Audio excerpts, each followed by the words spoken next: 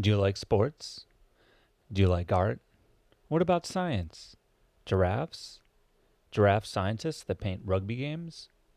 It's all available on Audible, the biggest audiobook site with the largest selection of audiobooks this side of the inner solar system. No need to use your boring old eyes anymore.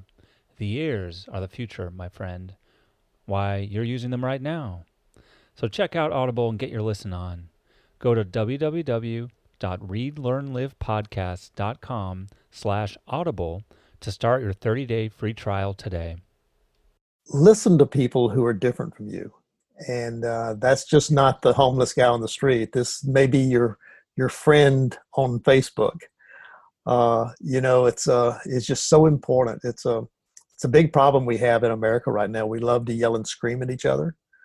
Um, and people that are trapped in that can be so easily manipulated by politicians, especially. But if we can listen to each other, because people simply want to be heard. And Jackie was under that bridge that day, and he had a guy come up to him with a camera, and Jackie had something to say, and he just needed someone to hear it. And it's made a huge difference in his life, and it made a huge difference in mine because I listened, because he listened to me.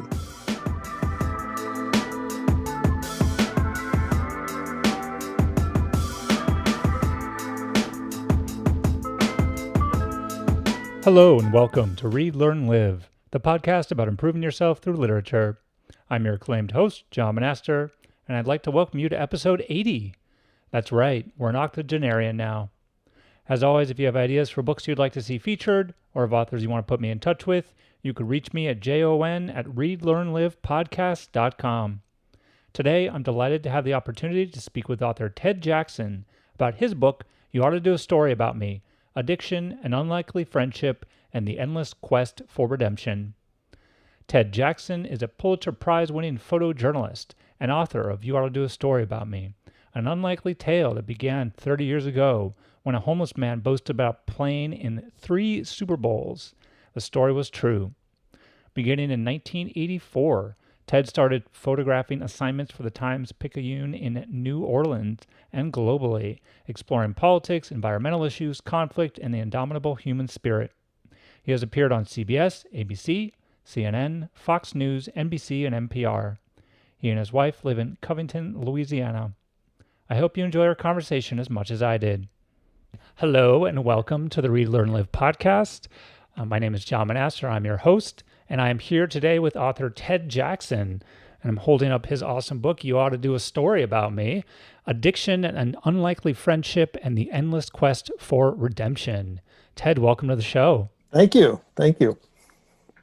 Yeah, thanks for joining. Excited to talk about this book. It's like we were just talking about, it's an amazing story.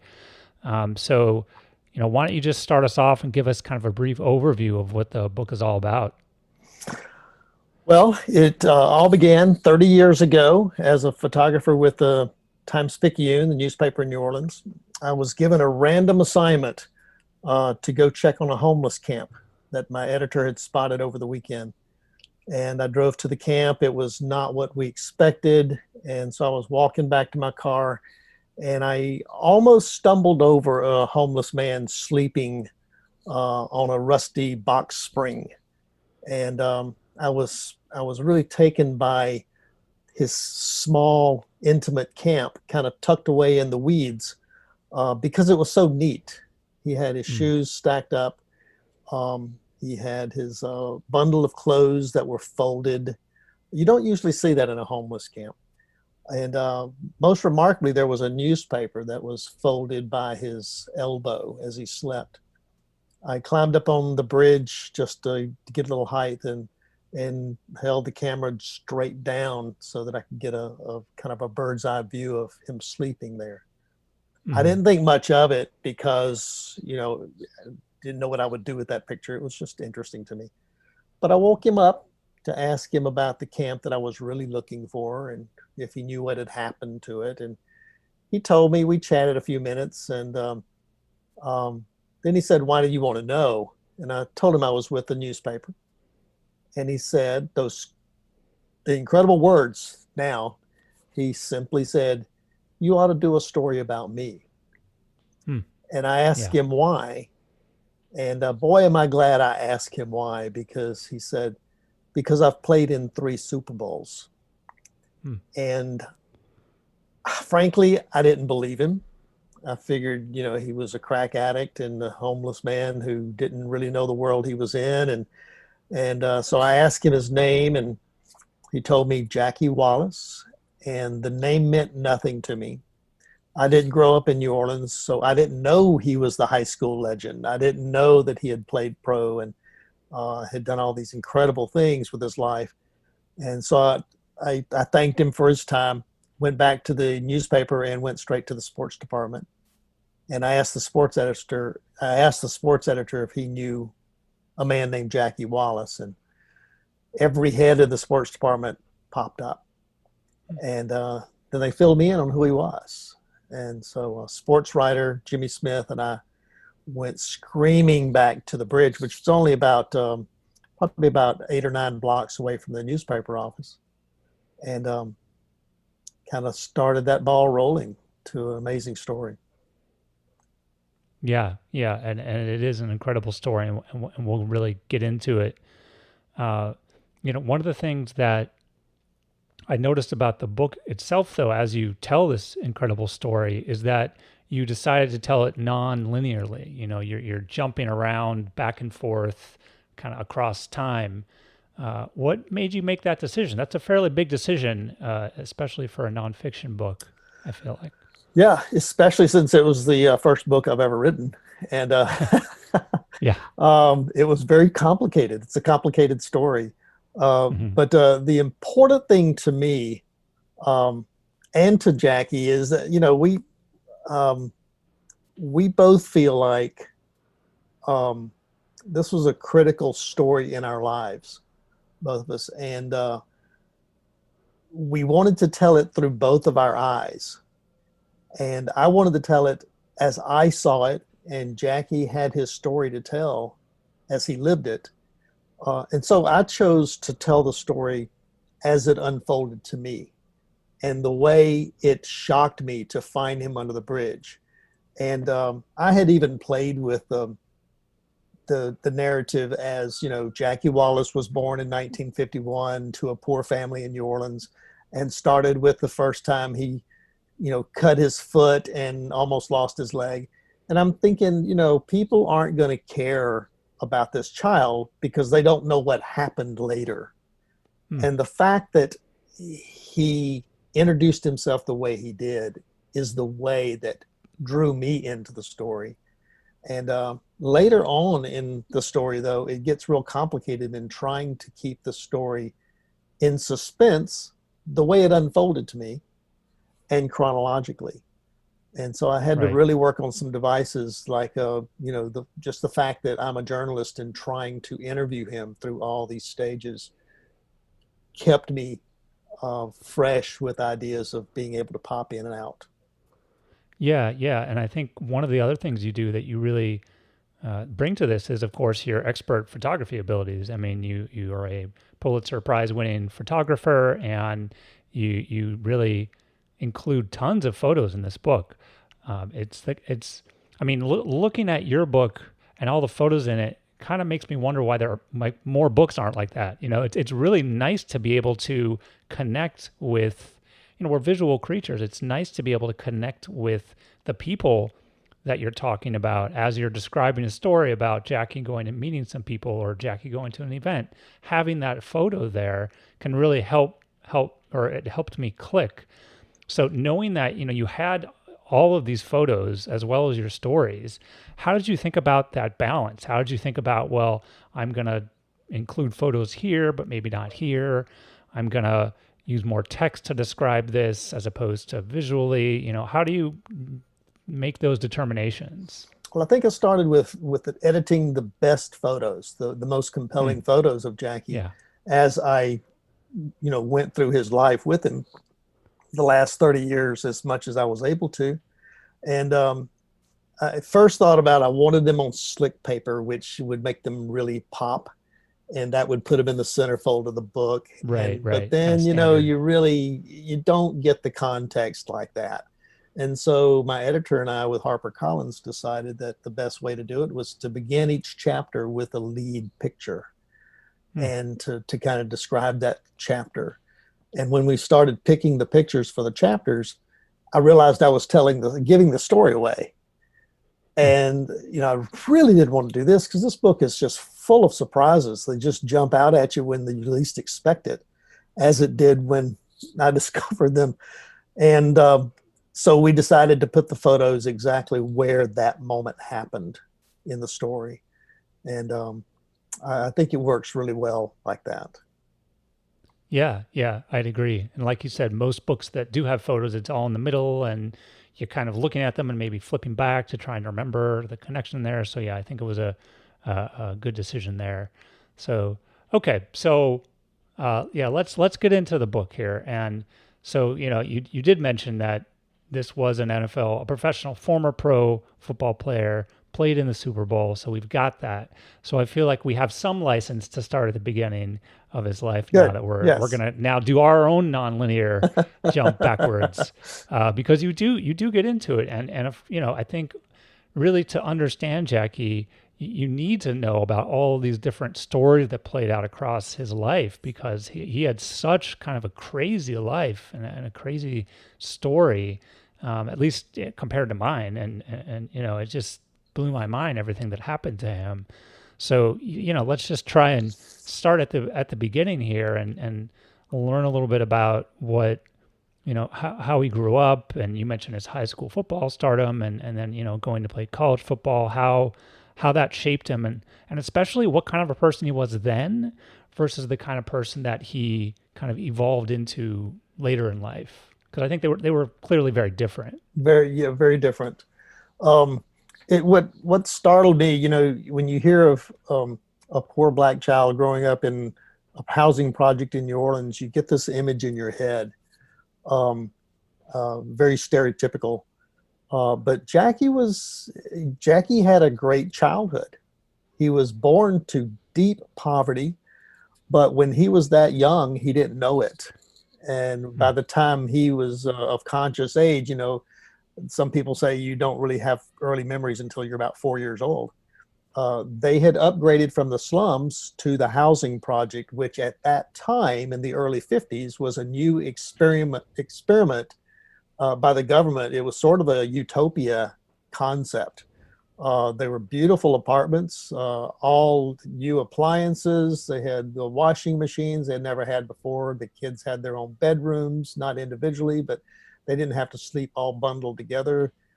They had a yard to play in. They had friends with a safe area to play in. There wasn't that much crime at the time in the housing projects, as they called them, the projects, because it was an experiment. He had great siblings. His parents were wonderful, who were just diligent on education. And then by the time he was 12 years old, they moved.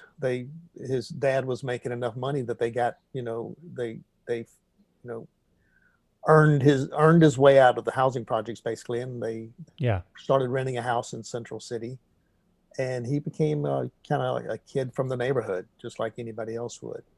But it was at that time he discovered sports, and he really got good at sports, and got basically a scholarship to the most elite high school in the city at St. Aug for Black men, and had a great football career. And the school was dedicated into making responsible young men out of their students, and heralding them as great examples to the city. And Jackie was their shining example. And so when he was ready for college, the recruits came, but they didn't come from the Southern colleges. The LSU and the Ole Miss and the SEC schools weren't taking Black students at the time, which is hard for me to believe in 1969 that they had no Black football players on their teams. But he was recruited heavily by Arizona and by Notre Dame. And Notre Dame was wanting to have him as their quarterback, but Jackie had had enough of the all boys school. Notre Dame was all boys at the time, and he had had enough of that, so he chose Arizona. But Arizona didn't need another quarterback, and especially a black one. They didn't Hmm. believe that blacks were suitable for a quarterback position, so they asked him if he'd done switching over to defense and playing cornerback. Jackie's a big man, 6'3", 225, and uh, what was remarkable about Jackie was that at that size, he was blinding fast. He could Hmm. even running backwards, he was fast. So they made him a cornerback, and kind of that he made his mark as uh, returning punts and intercepting passes. Yeah, right. So, the story being told up to now is sort of things are going fine. Things are going better than fine. Even he's getting to play football. He's really into sports. Maybe he didn't get to play in the quarterback position, but he's doing something. And then he meets Mary, and this is kind of the first in many women that you talk about in the book. And this is like a really big recurring theme, I think, that you talk through is Jackie and his relationship with women, and how kind of that ebbs and flows, and his different marriages, and the women that he connects with. So again, to me, it seemed, Mary really stood out as very different from a lot of the other women that he ended up with. And maybe just talk about Mary and how she might have been similar or different, and why she was the person that Jackie chose then, and ultimately, why it didn't work out. Well, first of all, the first woman in Jackie's life was his mother, and she gave him something very special, and that was unconditional love. Hmm. And I think when he went through high school and started dating, um, it was just kind of, not really serious, just wanting to have those relationships with the buddies and friends and parties and that kind of thing. But when he got to college, the women went, especially when he became the star athlete, the big man on campus. The women just flocked to him. Um, and Mary was the sweet, sweet, doting girlfriend that he fell for. And they got married very young. Jackie was only 20 years old at the time. Got married. Um, but one thing that was interesting about that relationship is that Mary did not understand the celebrity aspect of it. She Hmm. looked at Jackie as the guy she fell in love with, and she didn't like the women fawning all over him and throwing themselves at him, and making him a, a hero on a pedestal. When he came home and slouched on the couch, spilled his milk, and threw his clothes on the bathroom floor, she just couldn't understand that, and it really Yeah. bugged her, and that caused a conflict because I don't think Jackie sort of got the big head a little bit, um, but yet he didn't go for the hero thing either. He just enjoyed the fans, Yeah. but she couldn't ever understand that. She didn't like it. Mm. And yeah, to kind of so after then he graduates, does he actually graduate? Maybe he goes straight He to pro does he does football. not graduate. He He misses doesn't some hours graduate. because he's got Yeah. to leave in the Yeah. in the middle of the year. Yeah. And yeah, I want to fast forward a little bit here because I do want to compare Mary then to Diane. Is it Diane? Diane was never his Diane. Yeah. wife, but they were Yeah. together for a long time. Yeah. Yeah. And in my mind, someone just almost polar opposite from Mary, so different. And and Jackie at this point is in Baltimore, and so kind of where's Jackie's life led him here? And I feel like this is almost kind of the pinnacle, I guess, before things really start to go wrong for him. Yeah, Jackie met um, Diane right after his big Super Bowl heroics. He played in his first Super Bowl in 1973, Super Bowl IX, if I have the date right.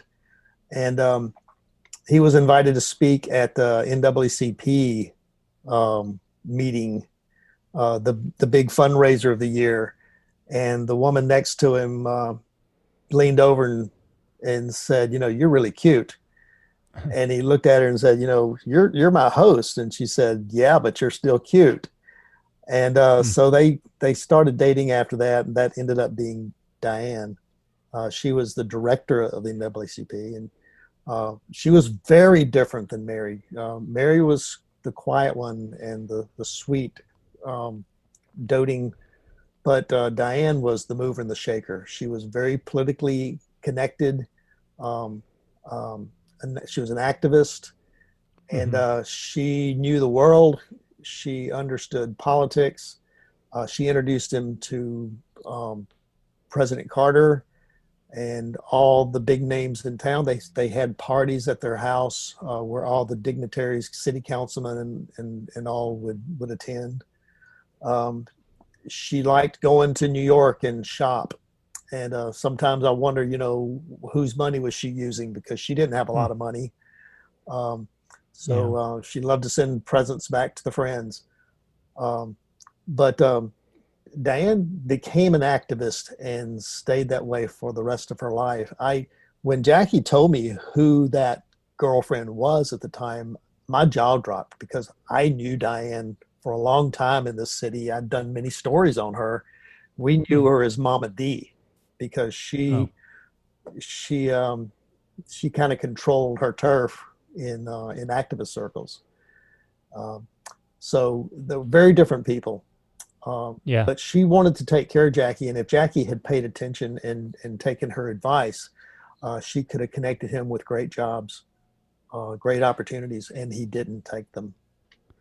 Yeah, and I think that's something that comes up a lot, because at this point, Jackie's football career is, it's sputtering a bit here and there, and you were kind of talking through in the book about, he's I don't know if I have my dates exactly right, but he's starting to, at points he's starting to drive around and look for try and get at teams to show interest, and she seemed to really be trying to get him prepared or motivated for a life after football, and a realization, hey, you can do anything, you can do something else with yourself, and she has connections, and he didn't seem so interested in that, and then the fights started breaking out, and eventually they split up, and all sorts of other negative events happened. So yeah, how did you, as you were talking with Jackie and learning about this time period, what's your sense of Jackie's state of mind? How did this kind of roller coaster really start happening to him, or I guess how did he end up buying tickets for the roller coaster of the next few years of his life?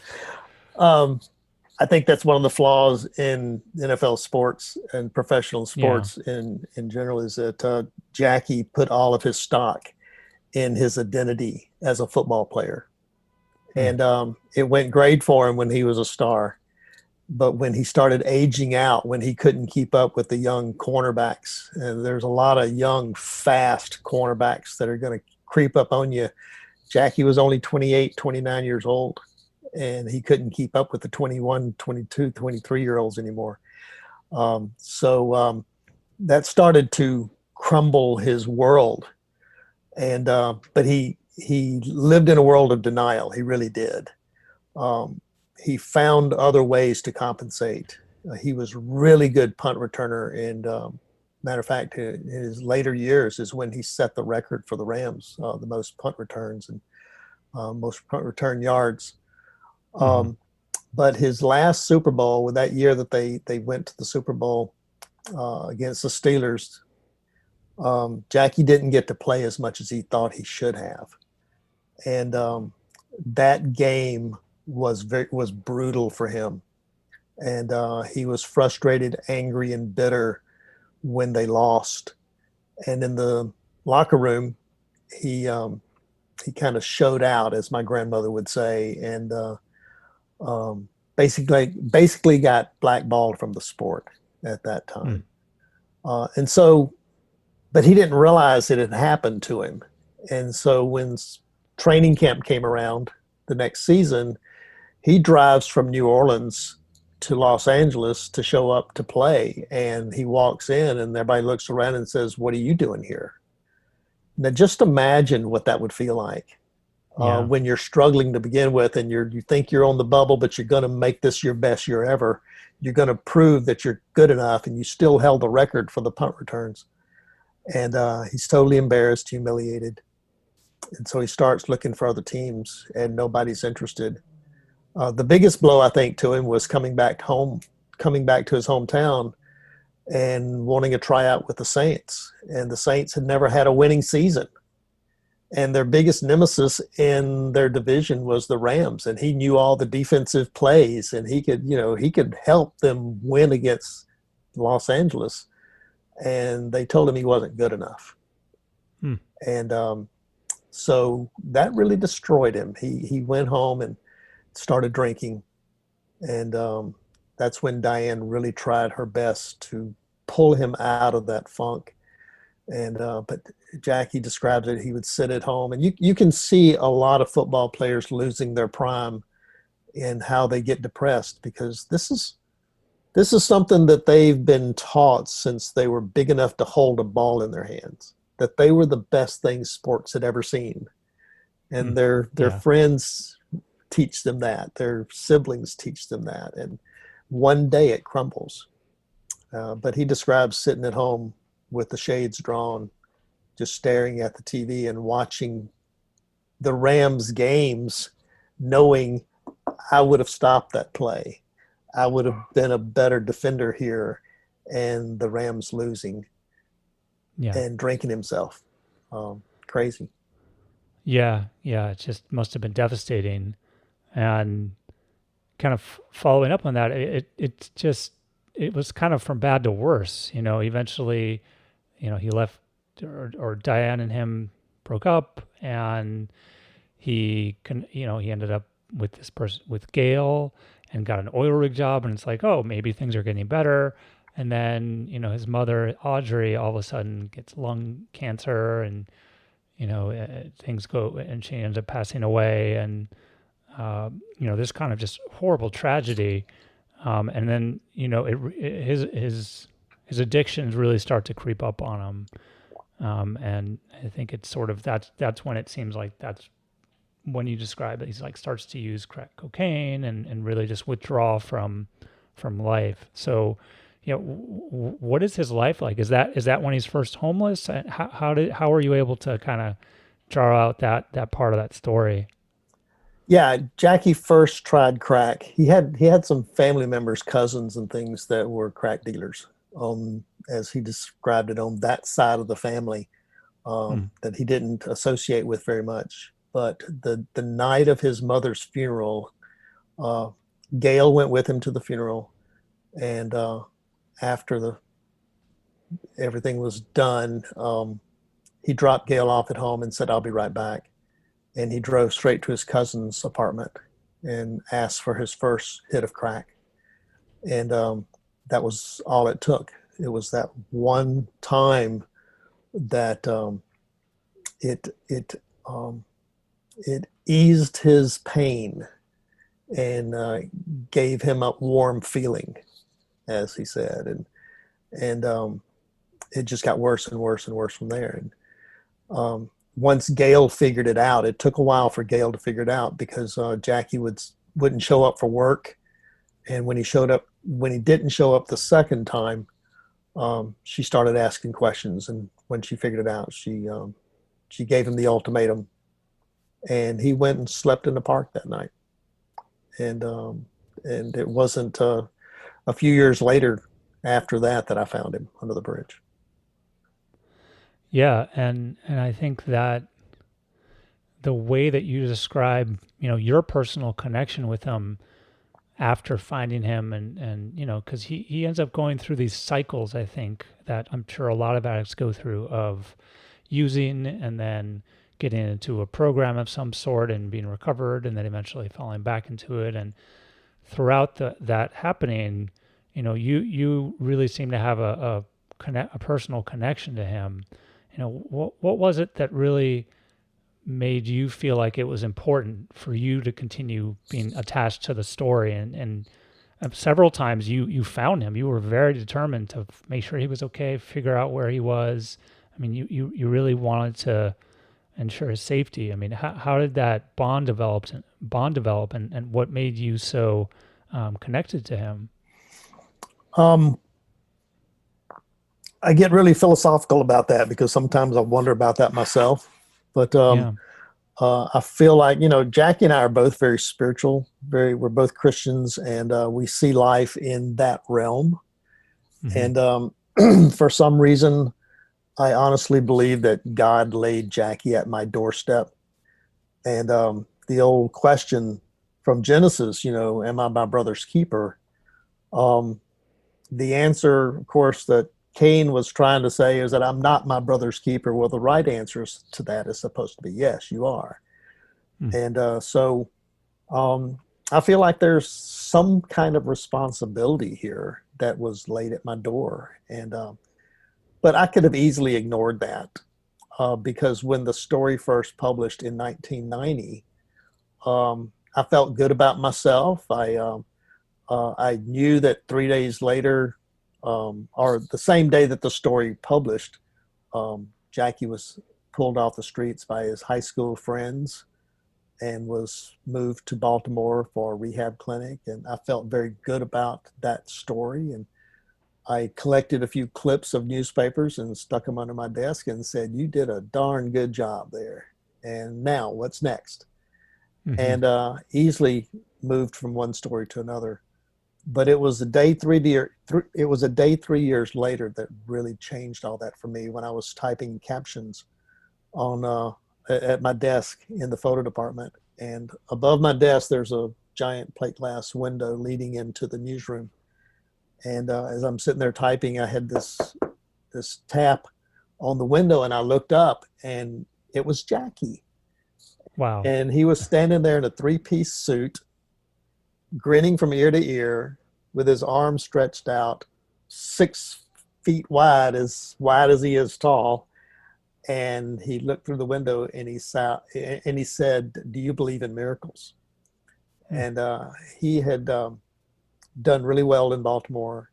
He had met a woman, and they had become engaged. And he had come to the newsroom and talked his way past security with his Yeah. charm and wit. And he was there to invite Jimmy Smith, the sports writer, and me to his wedding. And that changed things for me. I felt a connection. And Jimmy and I went to Baltimore and did an update story on him. And it was just awesome to see him refreshed and new and living in a real house, kind of a colonial style house in a nice neighborhood with his wife and a yard and a puppy. It was Yeah. awesome. And every Thanksgiving, he would call and wish us happy Thanksgiving and say, "This is what makes the holiday real for me, is to thank people who have meant things, who have meant so much to me in my life." And so at that point, it changed from being just a subject of a story that I once did to being a friend that I felt like we had touched each other's lives. Yeah, and that's incredible. And I think that it continued to play out because, as you describe in the book, you just talked about this amazing happy place, but that wasn't the end. Unfortunately, the ups and downs continue to continue, and he ended up in a using again and going back and forth again. And one of the things that was interesting to me across the book was that, in addition to you, there were all these other people that were running these clinics or these groups that were there for Jackie and for everyone. Do you have anyone in particular that you feel like really was interesting or inspiring to you with the work they did that you got a chance to run into? with the rehab clinics and things like that. Yeah, those kinds of things that Jackie was connected to, and I think from the book you got a chance to talk with some of them directly, or you were there when they were talking with Jackie. Yeah, there's a lot of remarkable people. Father Verrett at the Turk House in Baltimore was exceptional. I never got to meet him because he died before I got started on this, but he had this incredible way with Jackie to help him there. Um, a lot of the guys and women at the Alcoholics Anonymous and Narcotics Anonymous were unbelievable in their Hmm. candor with me and talking with me and telling their life stories and how they were shaped and changed by Jackie, meeting him and knowing him and having a relationship with him. Um, a lot of those people are in the book, but they're Yeah, either with new names or just their first names, which is what Alcoholics Anonymous is all about, right? right. Um, but they're real. They're real people who are just amazing. One man who was a big fan of the Colts was sitting in the room when Jackie was giving a presentation when he became a leader in Baltimore, and he was sitting there trying to figure out, why am I in here with a bunch of losers when I have a good job? I just have an addiction, and I Mm. just want to get out of here. And but then the speaker mentioned something about playing football, and he gives it a second look and he says, "Oh my God, that's Jackie Wallace. He's one of my big heroes." Yeah. And and he has been now sober since 1995, and he's a big fan of the book.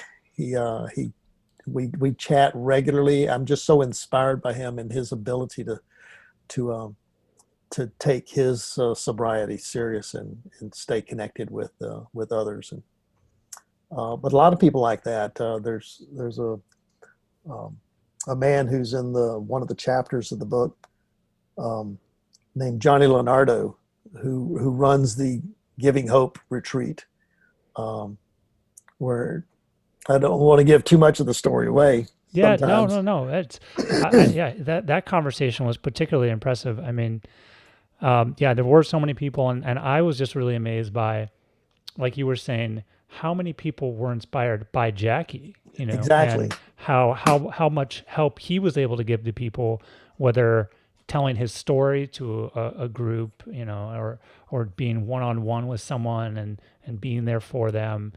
I mean, he has such a kind and loving nature, and it was so interesting to me to read about how, there's that side of him, but then there's also kind of the addict side and the angry side and that side. And, one of the things I did want to talk about, because you mention it and discuss it in the book, is trying to understand why, like what was it about that? And, you talk about CTE, chronic traumatic encephalopathy, if I pronounce it right. And um, I'll correct you on so, that one. It's if I can pronounce it correctly, yeah, yeah, it's chronic traumatic encephalopathy. Encephalopathy. Yes, Okay. All right. I know. It's a mouthful, It's but an it's important one. it's basically the repeated trauma to the brain is basically what Hmm. that means. And the key to that is repeated. So I'm sorry. Go Yeah. ahead. No, I was just going to ask about it, because I think that's something that it's he tried to get a diagnosis of that in order to get some money from the NFL and couldn't. But yeah, just talk about what that's like. And I think you also mentioned that even if it's not CTE, you just generally repeated blows are something that obviously isn't good and can cause things like this. So yeah, just a little curious to know about what you heard about CTE and some of the work that's been done on it, and why how that could have been a reason that caused Jackie to be so erratic with his behavior. Absolutely. And when I talked to Robert Cantu, who's one of the experts on CTE, he corrected my misunderstanding very quickly, because I always pictured CTEs as the big ESPN blows, that Mm. sports fans love to see. And the more tape I watched of Jackie playing, in those days. I didn't ever see him carried off the field with a concussion. Hmm. Never saw Yeah. anything like that. And Dr. Cantu pointed out it is not just the concussions. Concussions can do it, but it's the repeated blows to the head. And Jackie played defensive back. It was his job to hit people hard. And so, when you think about that, you can see how many hits a defensive back would get. I think the number one position for CTE is the defensive lineman. The next is the linebackers, and the next is the defensive backs. And you think of quarterbacks as being the big target, but they're protected. Yeah. Anyway, let me point out some interesting things about CTE. I have to kind of remind myself of it sometimes, but all these blows to the head. I played high school football, and I remember getting dinged a lot, and we always laughed about it. Honestly, I woke up one time on the field, and went to the wrong huddle.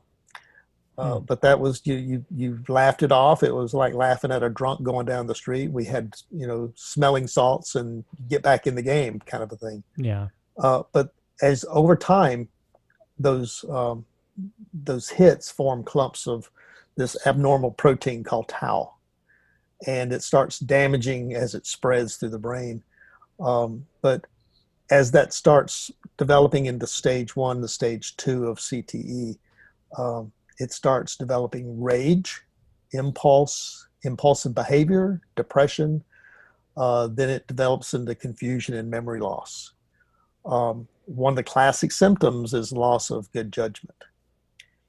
Now, when you think about what that can do to someone who tries crack cocaine after 7 years, and then you add his 4 years of college, then you add his 3 years of high school, that's a lot of blows to the head. But the interesting thing in that is that bad behavior and bad judgment can lead to drug abuse. But to confuse it even more, drug abuse can lead to these symptoms also. And so hard to figure out the direction. Which came first? And the only way to diagnose CTE is through an autopsy. There's 3 legs to CTE. There's cognitive, emotional, and behavioral. And Jackie's a smart guy, and he doesn't have much trouble with tests that the NFL gave him to test his cognition. He has memory loss, but he's also 69 years old. But he has terrible symptoms with emotional and behavioral issues.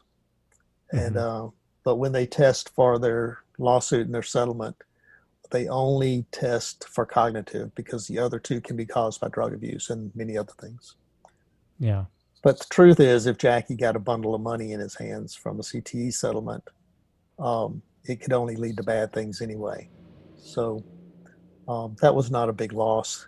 It was just, he just felt like if he could prove that he had CTE final, it would explain the disappointments in his life. Yeah. Kind of help him with some closure, which I imagine can be really important. Knowing that it's not, because I think this is from my sense of the book is that something that he struggled with when trying to think about it through the lens of his spirituality and religion, or through some of these groups, about the idea of fault. Like who is ultimately responsible here? Right. And I think that was very difficult for him, because he knew that he was such a different person before in life. Yeah.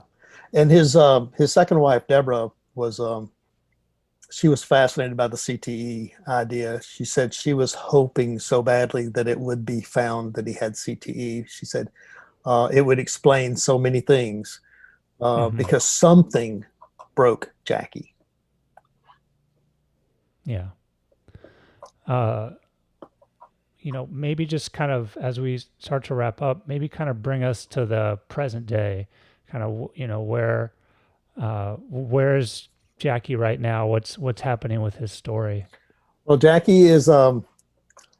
um, Jackie is living in a um, Giving Hope retreat. It's a rehab retreat, and he's been clean for quite a while now. But this is just such a good place for him to live.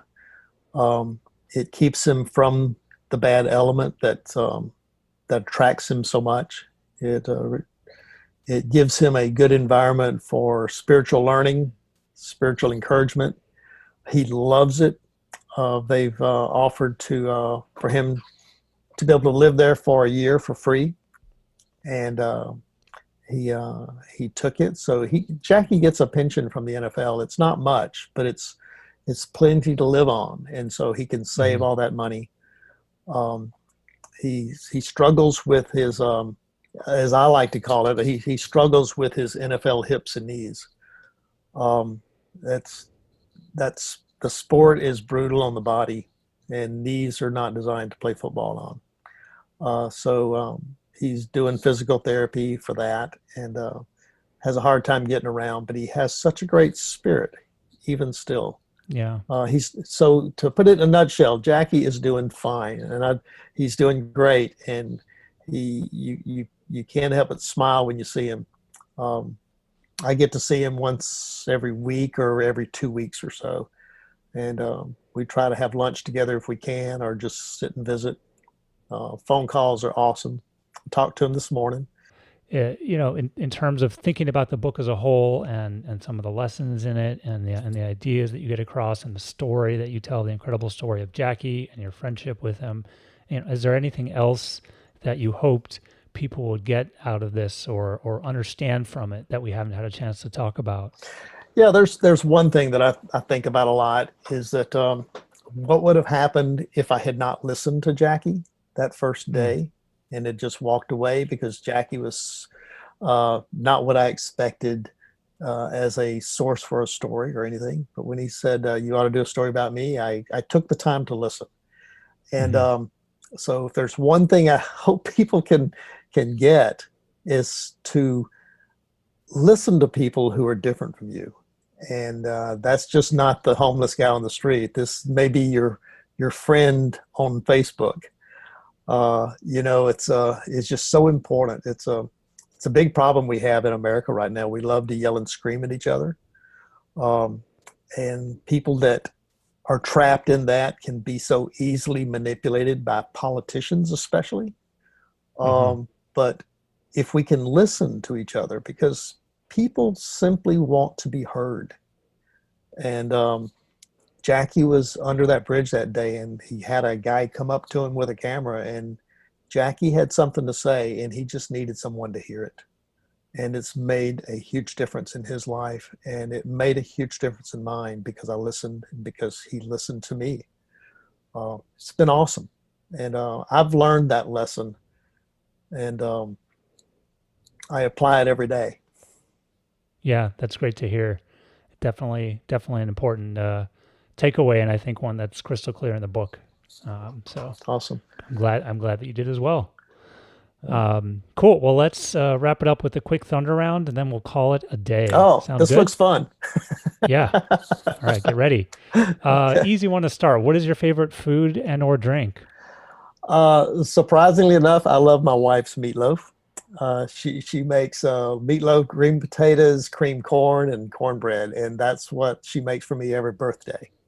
And I Okay. can't eat it every day; it'll kill me. Yeah, but it sounds like a delicious birthday And meal. but Coca-Cola is my favorite drink, and that is one of my addictions, and that's bad. Yeah. That's bad. Okay. Well, you're aware of it. You've identified it. Okay. Next question. Where's your favorite place you've ever been? I absolutely love spending. I believe it was a total of 14 weeks visiting my son and his family when they lived in Kodiak, Alaska. What an awesome time that was. We would go Hmm. in 2 week increments and have just a great time with the kids. But that's the obvious answer to me. But the surprising answer to me is I've done 3 assignments, long assignments in Port-au-Prince, Haiti, Hmm. and I just had this incredible bond with the people there. I just I found such a um, I just felt like it was a place where photos can make a difference, and I just Hmm. enjoyed being there so much. And I've always told my wife that if I ever get a chance to take her back, that's one of the places in the world that I've traveled to and on assignments that I'd like her to see. Yeah. Yeah. All right. Last question. If you could wave a magic wand and change any one thing, what would it be and why? That's a tough one. That's I know. you think of the things that come to your mind quickly and think, oh, don't waste it on that. You Mm, can't. I guess we can't ask for three more wishes with our wish, right? Um, that's cheating. I I get really philosophical. I think I get really philosophical about this and think that Hmm. we just have scales over our eyes about the um, how we comprehend the love of God that surrounds us. Um, that if we could lose that and to understand the bigger meaning of our lives, it's not about chasing comforts and money and power. That it's a um, I think if we could see that and feel that around us every day, it would change addictions, war, and abuse, and we'd get past the petty hardships that we think are dragging us down.